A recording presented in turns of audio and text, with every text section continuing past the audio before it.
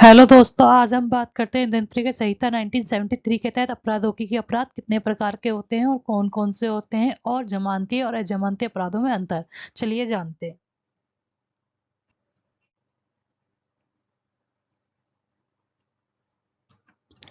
संहिता 1973 के तहत अपराधों को 3 प्रकार में बांटा गया है। पहले फर्स्ट जमानती और गैर जमानती अपराध, सेकंड संज्ञेय और असंज्ञेय अपराध, थर्ड कंपाउंडेबल और नॉन कंपाउंडेबल अपराध। दंड संहिता सीआरपीसी के तहत जमानत के आधार पर अपराधों को 2 प्रकार में बांटा गया है, जमानती और अजमानती अपराध। जैसा कि नाम से ही पता चल रहा है, जमानती अपराध वे होते हैं जिसमें आरोपी को जमानत लेने का अधिकार होता है और अजमानती अपराध वो होते हैं जिसमें आरोपी के जमानत लेने का अधिकार नहीं होता है। इसका निर्णय केवल न्यायालय द्वारा ही लिया जाता है। जानते जमानती अपराध, बेलेबल ऑफेंस। जमानती अपराध की प्रकृति थोड़ी कम गंभीर होती है। इस प्रकार के अपराध की धारा 2A के तहत दंड प्रक्रिया संहिता सीआरपीसी में परिभाषित की गई है। जमानती अपराध अनिवार्य रूप से वे हैं जो 3 साल से कम का कारावास या केवल साधारण जुर्माना होता है।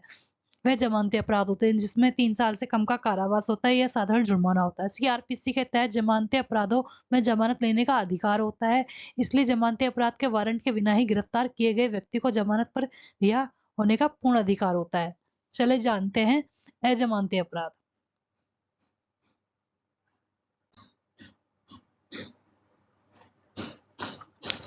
गैर जमानती अपराध, जैसा कि आपको नाम से ही पता चल रहा है कि इनकी प्रकृति अपेक्षाकृत थोड़ी ज्यादा अधिक गंभीर होती है। गैर जमानती अपराध वे होते हैं जो अभियुक्त मतलब आरोपी को जमानत का एक खुला अधिकार नहीं होता है। दंड प्रक्रिया संहिता सीआरपीसी की पहली अनुसूची में शामिल नहीं किए गए सभी अपराधों को गैर जमानती अपराध कहते हैं। इन्हें उन अपराधों के रूप में परिभाषित किया गया है जो या मृत्युदंड या आजीवन कारावास या 7 साल से अधिक का कठोर कारावास होता है। वे अपराध अजमानती अपराध की श्रेणी में आते हैं।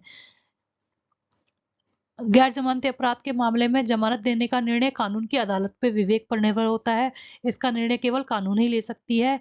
जैसे कुछ शर्तों के अधीन अस्वीकार या अप्रदान किए जा सकते हैं, जैसे कि अदालत उचित समझे। गैर जमानती अपराध के मामले में जमानत के लिए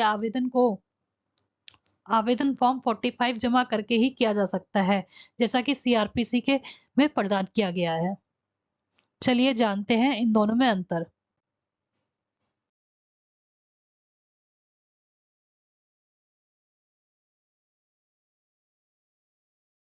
जमानती अपराध कम गंभीर होते हैं, जैसे किसी को साधारण चोट लगना आदि। अजमानती अपराध की प्रकृति थोड़ी अधिक गंभीर होती है, जैसे किसी का मर्डर करना, रेप करना आदि अजमानती अपराध की श्रेणी में आते हैं। जमानती अपराध वे होते हैं जिसमें 3 वर्ष से कम का कारावास या साधारण जुर्माना होता है। बट अजमानती अपराध वो होते हैं जिसमें 3 वर्ष से अधिक का कारावास होता है या आजीवन कारावास होता है। वह अपराध अजमानती अपराध की श्रेणी में आते हैं।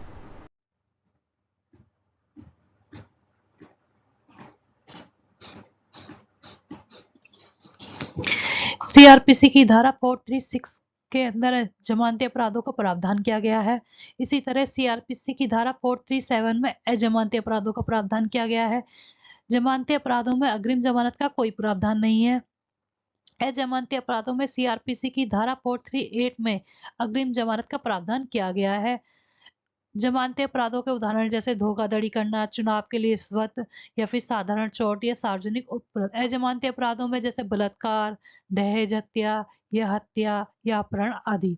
इसमें जमानत प्राप्त करने का अधिकार आरोपी को होता है। इसमें न्यायालय के विवेक पर निर्भर होता है। इसमें अजमानती अपराधों में जमानत का अधिकार आरोपी को नहीं होता है। इसका निर्णय केवल न्यायालय के ऊपर निर्भर रहता है। जमानती अपराध वह अपराध है जो प्रथम अनुसूची में जमानती दिखाए गए हैं, और जो प्रथम अनुसूची में अजमानती दिखाए गए हैं कोई अन्य अपराध अभिप्रेरित है। और ऐसे ही इंटरेस्टिंग टॉपिक के लिए आप मेरी आईडी को फॉलो करें, चैनल को सब्सक्राइब। Thank you.